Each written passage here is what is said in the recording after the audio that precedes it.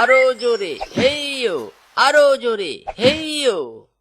সতীশ যখন এভাবে বনের মধ্যে কাঠ কাটছিল, অন্যদিকে নাগিন আঘাতপ্রাপ্ত শরীর নিয়ে ছুটতে ছুটতে সতীশের সামনে এসে দাঁড়ায় আর বলে, বাঁচাও, আমাকে বাঁচাও, একটা শিকারী আমার পেছনে পড়েছে, দয়া করো, না আমাকে দয়া করো, ওই শিকারীর হাত থেকে আমাকে বাঁচাও, বাঁচাও। একি একি, এটা তো একটা নাগিন। নাগিন, তোকে তো আমি বাঁচাবো না। নাগিনের লেজ কেটে রান্না করে খেলে নাকি গায়ে অনেক শক্তি বাড়ে, আর শক্তি বাড়লে প্রতিদিন বেশি বেশি কাঠ কাটতে পারবো। না না, তবে কি আমি ভুল মানুষের কাছে এসে সাহায্য চাইছি? পালাতে হবে, এখানেও আমার বিপদ, এখান থেকেও আমাকে পালাতে হবে।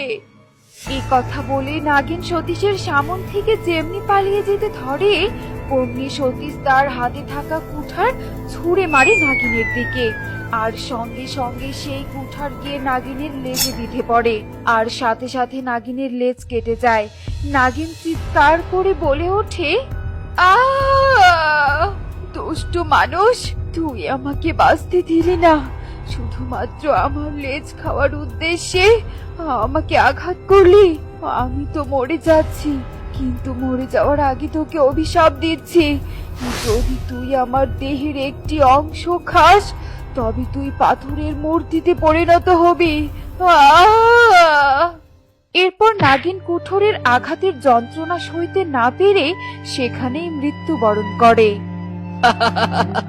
আরে যা যা, একটা সামান্য নাগিনের অভিশাপ নাকি এই কাঠুরিয়া সতীশকে লাগবে।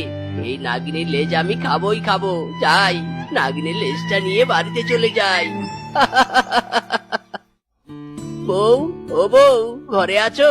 আরে তাড়াতাড়ি বাইরে এসে দেখো আমি কি নিয়ে এসেছি। বউ, ও বউ। সতীশের এমন ডাকাডাকি শুনে সতীশের বউ মালা ঘর থেকে বেরিয়ে আসে আর সতীশের সামনে এসে বলে, হ্যাঁ গো, এমন চিৎকার চেঁচামেচি করে পুরো বাড়ি মাথায় তুলছো কেন? ও মা, এ কি, তোমার ঘাড়ে ওটা কিসের লেজ? নাগিনের লেজ বউ, নাগিনের লেজ। যাও যাও, লেজটা নিয়ে গিয়ে তেল মশলা দিয়ে বেশ কষিয়ে রান্না করো। আজ নাগিনের লেজ দিয়ে ভাত খাবো গো। এ বাবা, কি বলছো গো, নাগিনের লেজ? না না, আমি এই লেজ রান্না করব না, বড্ড ভয় করছে আমার।